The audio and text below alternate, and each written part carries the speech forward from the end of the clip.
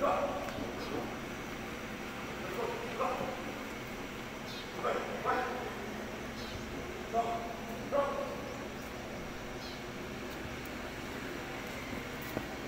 you, thank you.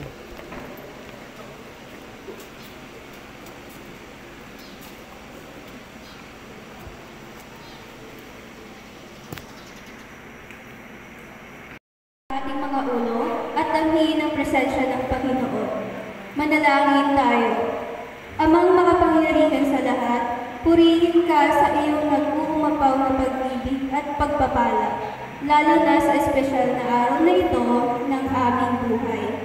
Batid po namin ang aming pagkukulang, lalo na sa mga pagkakataong di namin nagagawa ang ayon sa iyong kalooban. Walang hanggang pasasalamat po sa patuloy mong paggabay sa amin at sa pagbibigay ng buhay at pag-asa upang masilayan namin ang katuparan ng aming makabuluhang misyon dito sa lupa. Patuloy mo po nawang palakasin ang aming puso, isipan at kaluluwa habang kinakaharap namin ang mga hamon sa buhay. Pagpalain mo po ang aming sintang paaralan, ang Pedro T. Mendiola Senior Memorial National High School, 10 ng mga guro, empleyado at mga mag-aaral nito. Sa mabuting pamumuno ng aming punong guro na Sir Jesse T. Echevarri, nawa po magpatuloy ang ating bigis ng pagkakaisa, pagmamahalan sa bawat pamilya. May taguin po sana ng mga magulang ang pag-aaral ng kani-kanilang mga anak, anuman po ang pagsubok na darating. Protektahan mo po ang bawat isa sa bawat oras at bigyan mo po kami ng lakas ng loob at talino ng may pananampalataya, pagkalinga, pagmamahal at pag-asa. Ito po ang aming samot dalangin sa pangalan ni Jesus. Amen.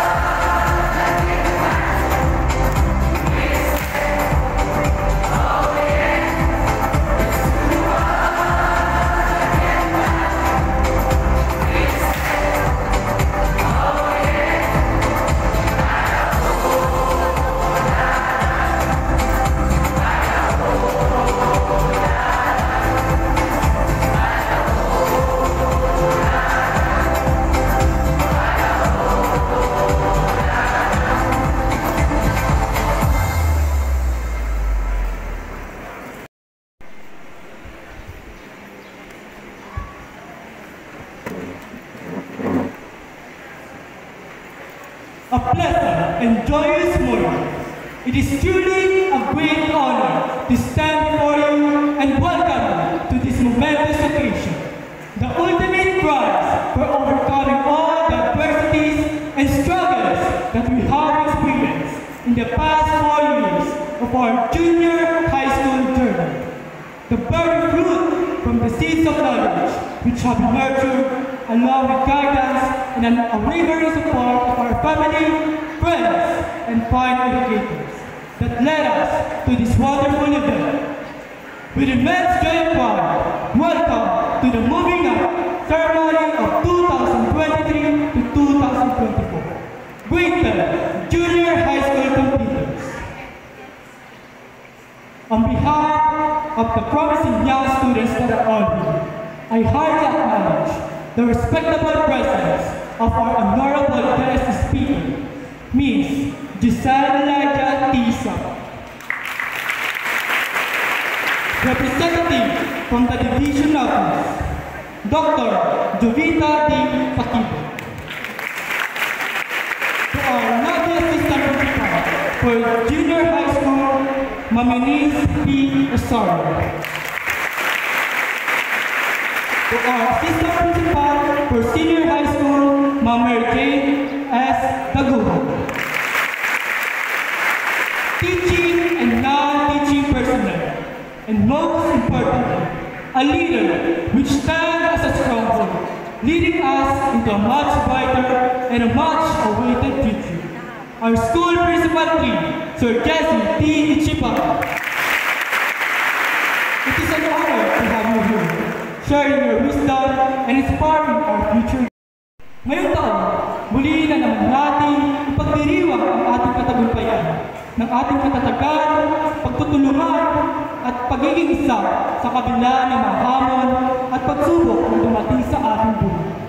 Nakabit na lalo nagpapatibay sa ating pagiging matatag. Sa selebrasyon sa araw na ito, ay pinakikita natin ang mahalagang tungkulin natin ng mga kabataan na may malaking papel sa pagunlad at pagbabago ng ating bansa, ang bansang Pilipinas. Ang ating paksa ngayon, Kabatang Pilipino para sa matatag na kinabukasan ng bagong Pilipinas. Binibigyan din ito ang pangangailangang mapalakas at bigyan ng kalisag ang ating mga mag-aaral na may kakayahan, pagpapahalaga at may maayos na tungkulin na siyang gaganap sa ating pag-asa na kailangan ng ating bansa. At bilang pagtugon, ang ating paaralan, ang Pedro T. Minjolo Sr. Memorial National High School ay patuloy na nagbibigay, nagpapabot ng mga pagbabago sa ating pagtuturo, nagpapadama ng mga pagkakaisa, pagpapalaga at nagpapakita ng suporta maging sa ating mga komunidad. Ang panawagang ito naway magsilbing inspirasyon sa bawat isa na magpatuloy sa pagsikay na matamo ang inyong ambisyon at mga pangarap sa buhay. Alam kong hindi ganun kasimple ang pagtaat ng ganitong buhay. Marami pang pagsubok ang ating mararanasan. Ngunit huwag kang matakot, huwag kang hihinto. Sali, magpatuloy ka sa iyong mamitiin at papagtagumpayan ang mga pagsubok na iyong kakalap. The gold that goes through the sea of flames, to endure, to suffer, and to purify, in order to attain the highest quality of gold. Just like us, the greatest students who have been through hardship, trials, and struggles, war, and sing the true path. Now, it is finished. We have come as who we are, because we overcome every obstacle. So stand firm and strong. Who I am, matatag na kabataan. I, Isaac Pilon Kabutay, say, embrace the power within you, for your potential knows no bounds. With determination as your compass and courage as your fuel, go forth and paint the canvas of your dreams. Remember, the journey of 1,000 miles begins with a single leap of faith. Congratulations on this milestone, and may our future shine brighter than we have ever imagined.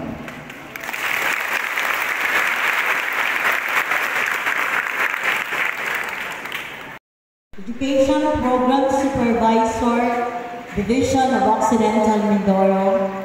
Ipinangaral ko pong iharap sa inyo ang 159 batang lalaki, 2 ADM OHSP lalaki, 13 ALS BPOSA lalaki, at 165 batang babae, 2 ADM OHSP babae, 13 ALS BPOSA babae, na may kabuuang bilang na 354 ang magsisipagtapos sa paralang sekundarya ng Pedro T. Menjola Senior Memorial National High School taong panuruan 2023-2024. Kasiyasiya po nilang natupad ang mga kinakailangan na itinakda ng para sa kagawaran ng edukasyon sa ilalim ng K-12 Basic Education Program para sa kurikulum ng Junior High School. Hiniling ko po ang pagpapatunay ng kanilang pagtatapos.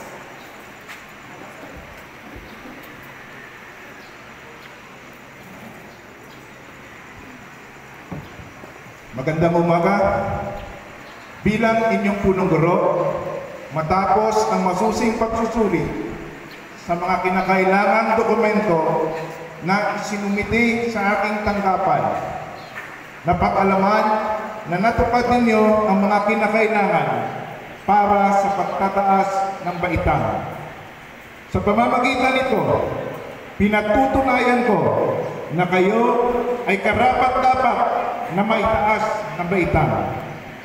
Pagkatapos ninyo kasiyasiyang natupad ang mga kinakailangan sa kurikulum ng Junior High School na itinakda ng kagawaran ng edukasyon sa ilalim ng K-12 Basic Education Program.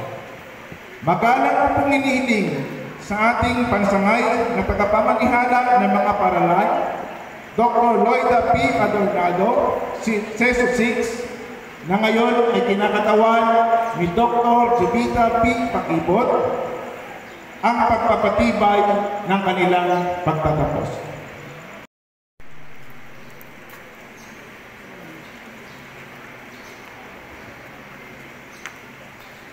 Sa bisa ng kapangyarihang ipinagkaloob ng kalihim Sara Z. Duterte ng Kagawaran ng Edukasyon sa ating pansangay na tagapamanihala ng mga paaralan, Dr. Loida P. Adornado, CESO 6, na ngayon ay kinakatawan ko, matapos ang pagpapatunay ng inyong punong guro, kayo 159 na batang lalaki, 2 ADM OHSP, 13 ALS BPOSA, batang lalaki at 165 batang babae, 2 ADM OHSP at 13 ALS BPOSA na batang babae na may kabuuang bilang na 354 na nakatupad sa mga pangunahing kahingian na itinakda ng kagawaran ng edukasyon sa ilalim ng K-12 Basic Education Program para sa kurikulum ng Junior High School. Ngayon ay pinagtitibay ko ang inyong pagtataas ng baitang sa Pedro T. Menjola Senior Memorial National High School ngayong panuroang taon 2023 hanggang 2024. Binabati ko kayong lahat. Sa ating lahat, ang ating panauhing tagapagsalita ay nakapagtapos ng elementarya sa San Roque 2 kung saan nakamit din niya ang Best in Science. Mula 2007 hanggang 2011 ay nanatili siya sa ating mahal na paaralan, ang Pedro T. Mendiola Sr. Memorial National High School. Noong first year, siya ay first honor at nagkamit ng karangalan bilang pinakamagaling sa science, TLE at edukasyon sa pagpapahalaga. First honor din siya noong second year at iginawad ang mga karangalan bilang pinakamahusay sa science, TLE, English, edukasyon sa pagpapahalaga at aralin panlipunan. Top 7 noong third year at nagtapos sa sekundarya bilang pinakamagaling sa English at first honorable mention. Nagtapos siya sa kolehiyo sa Occidental Mindoro State College noong taong 2015 sa kursong Bachelor of Science in Business Administration, major in Management Accounting. Mayroon din siyang 15 units sa Master of Arts in Public Administration. Sa kasalukuyan, siya po ang Collection Representative at Head of the Bids and Awards Committee Secretariat sa National Irrigation Administration dito sa San Jose Occidental, Mindoro. Sabay-sabay po nating palakpakan ang pinagmamalaki ng ating paaralan, ang ating panauhing tagapagsalita, si Binibining Joseph Elijah T. Sabo.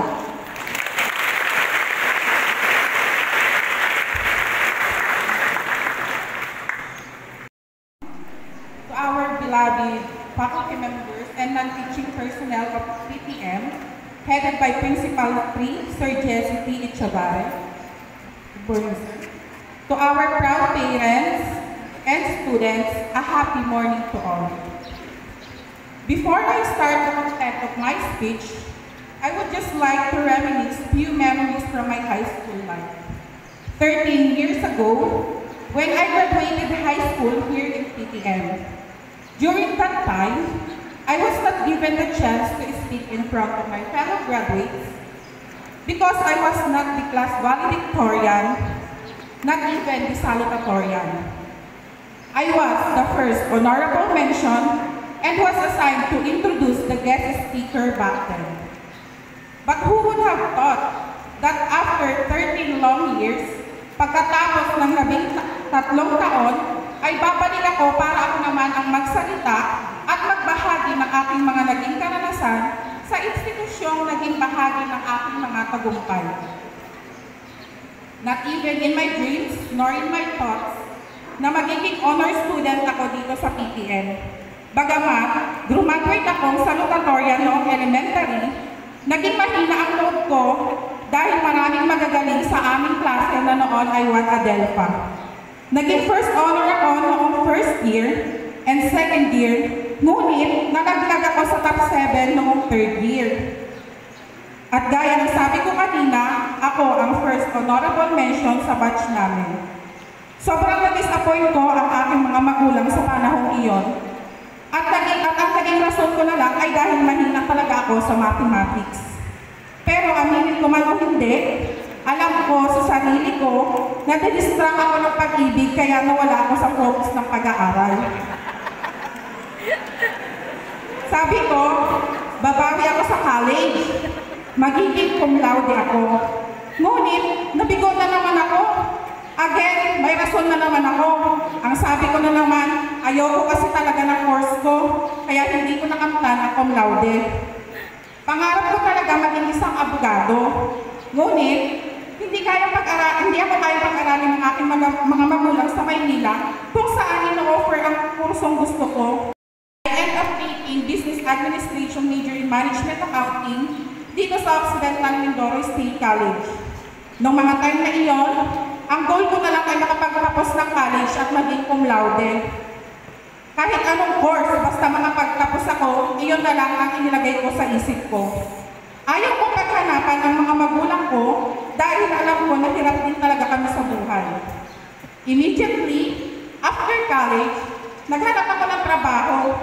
Doon ko napansin na kahit nakapagtapos na ng kolehiyo, ay walang kasiguraduhan na makapaghanap ng maayos at permanenteng trabaho. Why I am saying this? My dear students, the world is very competitive. We have to stay ahead of the game or else kakainin tayo ng kompetisyon. My mom pushed me to take the career service examination offered by the Civil Service Commission. Ilang beses ko siyang tinanggihan dahil natatakot akong hindi pumasa at ma-disappoint ko na naman ang aking mga magulang. Pinagbigyan ko siya ng almost 1 year at lahat na ata ng alibay ay nagamit ko na para lang hindi ako makapag-take ng exam. Hanggang sa wala na akong nagawa dahil gumawa talaga ng way si mama para makapag-exam ako. On the last day of filing, wala akong kaalam-alam. Nag-iwan siya ng pera pang file ko, kaya I have no choice kundi mag-file at mag-exam. In short, na-pressure ako, nag-overthink dahil baka bumagsak ako at malungkot na naman ang mama at papa. But thanks God, dahil pumasa naman ako. Since I already have the eligibility, akala ko mas magiging madali na ang lahat. Nag-apply ako sa iba't ibang government agencies mula nung pumasa ako ng civil service exam. Until one day, nakareceive ako ng text message na ini-invite ako sa isang tanggapan ng pamahalaan para sa isang job interview and examination. Out of 44 applicants, 6 lang kami eligible at essay na lang ang pina-exam sa amin. Sabi ko sa sarili ko, ito na yon. Ito na yung trabaho para sa akin. Umasa talaga ako na iyon na ang trabaho, ngunit bigo pa din ako. Alaman ko na kailangan pala ng backer para i-follow up ang application. Iyon marahil ang biggest heartbreak ko. Sobrang nasaktan ako kasi doon ko naramdaman na hindi pala talaga sapat na magaling at matalino ka. That backer system do exist. Ako ay isang halimbawa na nagsimula sa scratch. Wala kaming kahit ano, kundi diploma, lakas ng loob at self-confidence lang ang mga bitbit ko sa pag-a-apply ng trabaho. At minsan, hindi ko naisip na maghanap ng backer para ipasok ako. Hanggang sa nakapasok ako sa National Irrigation Administration taong 2017. Yung mga nabanggit ko lang ang tanging puhunan ko at napakasarap sa pakiramdam makapasok sa trabaho gamit lamang ang sariling pagsisikap. Bigla nang tumagsa ang mga tawag sa akin mula sa iba't ibang opisina na inaplayan ko. Yung paghihirap ko makahanap ng trabaho ay napalitan naman ng dilema kung igagrab ko ba or mag-i-stay ako sa NIA. Sa mga panahon iyon, hiningi ko ang guidance ng Panginoon para i-lead niya ang desisyon ko, and I am beyond grateful that I stayed. 7 taon na ako sa NIA. Sa 7 taon na ito, ginalingan ko sa trabaho at makailang beses na din akong na-promote. Salamat sa Panginoon, niloob niya na hindi ako matanggap sa opisinang kinailangan ng backer. Kahit dumating na ako sa point na question ko na ang aking kakayahan at kung ano ba talaga ang plano niya para sa akin. Imagine how painful it was on my part. The plot twist, halos kalahati lang ng starting salary ko, ang sahod doon sa opisinang nireject ako ng dahil lang sa wala akong backer. Ang NIA, ang aming naging bread and butter, mula nang nawala ang aming mga magulang noong 2017. Ako na ang sumalo lahat ng responsibilidad sa pamilya at totoo namang napakalaking tulong ng National Irrigation sa pagpapatuloy ng aming pamilya. Ecclesiastes chapter 3 verse 11 states that He has made everything beautiful in its time. Tunay na kapag nagtiwala ka sa mga plano ni Lord, ibibigay niya ang mga bagay beyond your expectation and your imagination. Sa mga laban ko sa buhay at pangarap, wala akong ibang pinairan kundi ang determinasyon. Naging matatag ako sa kabila ng mga kabiguan ko sa buhay, sa pag-aaral hanggang sa pag-aanap ng trabaho, sa magkasunurang pagkawala ng aking mga magulang at maging break up sa aking long-term boyfriend noon. I learned to trust the Lord's divine timing. I find peace in the unknown and the joy in the journey as He makes everything beautiful in its time, even when I can't see it. My dear graduates, tumayo ako dito sa inyong harapan, hindi para hangaan niyo ako kung nasan man ako ngayon. Bagkus, andito ako sa inyong harapan upang ipakita kung paano ako lumaban ng patas sa buhay. Makailang beses ko ginamit ang salitang nabigo ako. Paulit-ulit at marahil mabibigo pa ako. Andito ako upang ipakita sa inyo na sa 10 beses ng aking kabiguan at pagkadapa, tumayo ako ng 20 beses at hindi ako nasawa sa pag-abot ng mga pangarap ko sa kabila ng aking struggle sa buhay.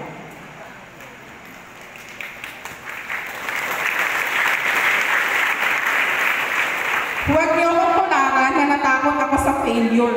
Alam kong may lungkot sa kabiguan, ngunit meron ding magandang dulot ito sa paghubog ng pagkatao nyo. Hindi natin tiyak ang mga bagay-bagay, maging matatag tayo sa lahat ng hamon ng buhay. Ang ating moving up ceremony, Kabataang Pilipino para sa matatag na kinabukasan ng bagong Pilipinas. The only way na makakamtan natin ang matatag na kinabukasan ng Pilipinas is through its people. Kung matatag ang mga kabataang Pilipino na siyang pag-asa ng bayan, ay hindi malayong makamit natin ang matatag na kinabukasan. Napakahalaga ng edukasyon, huwag kayong magpabulag sa mga nababasa niyo sa social media. It is just a mere distraction, students. Ang mga trending na katagang, ano ang mahalaga, diskarte o diploma, at huwag mo hangarin ang hangarin ko ang matuto at huwag ang mataas na grade. Hindi tayo pare-parehas ng kapalaran. Marahil, sa iba ay applicable ito. Ngunit tandaan nyo na ang edukasyon pa din ang susi sa matagumpay na buhay kung sasamahan natin ng diskarte. At ang mataas na grades ay evidence lang na ikaw ay totoong natuto. Kaya sana, mag-aral kayo ng mabuti, hangarin niyo palagi ang edukasyon. Hindi niyo man ito magamit sa inyong professional career, magagamit niyo ito sa ibang aspeto ng buhay niyo. Lastly, huwag natin isara ang ating mga puso sa pangarap na hindi natin nakamit. Delay does not mean denied. Hindi man ako naging abogado, hindi ko isinasara ang puso ko sa pangarap na ito. Attorney by heart naman ako. Sa totoo nga, sa opisina, ako ang kanilang takbuhan sa mga legal matters, pagsagot sa mga reklamo, batay sa batas, at sobrang fulfilling sa pakiramdam ko iyon. Salamat sa mga kaopisina ko, and even our hepe called me Attorney Jai or Attorney Sapo, na labis na nagpapakilig sa akin.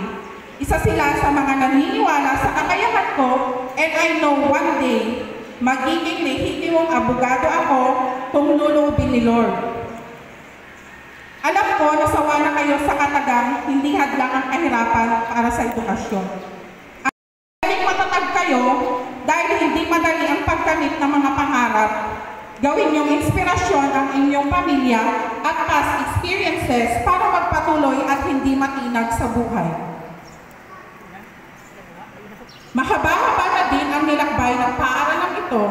Ang bawat gusaling nagsilbing silid-aralan ay naging piping saksi sa bawat mag-aaral na nagbulakbol, sa bawat mag-aaral na nagsikap, sa mga mag-aaral na nangarap, at patuloy na nangangarap. This school was able to produce successful graduates who are now in the field of teaching, engineering, and accounting. Some of them are already in the midst of making their career in the field of business, communications, and health sciences discipline. Indeed, Pedro T. Minjola Senior Memorial National High School is a premier school which aims to serve a quality education, producing competitive graduates ready to face future challenges. Bago ako tuluyang magtapos, nais ko lamang samantalahin ang pagkakataong ito upang pasalamatan ang aking mga naging guro dito sa loob ng 4 na taon. Lalo higit sa mga naging advisors ko, Ma'am Feli Gaspi, Ma'am Noni Salazar, Sir Randy Basister, and Ma'am Milka de Guzman. Kay Ma'am Rosalie Manalo, na palaging nagtatanong kung kailan daw ako mag-guest speaker every time na makakasalubong ko somewhere. Ma'am, this is it. At sa lahat ng gurong bumubuo sa paaralang ito, mga ma'am and sir, maraming salamat po sa paghubog sa mga kabataang Pilipino upang makamit natin ang matatag na kinabukasan ng Pilipinas. Maraming salamat din po kay Ma'am Nieva Guyo na nag nag-invite sa akin para tumayo sa inyong harapan. Once again, I am Josel Elijah Torres Sapo from batch 2011. Maraming salamat at binabati ko kayong lahat. Mabuhay ang Pedro T. Mindiola Senior Memorial National High School.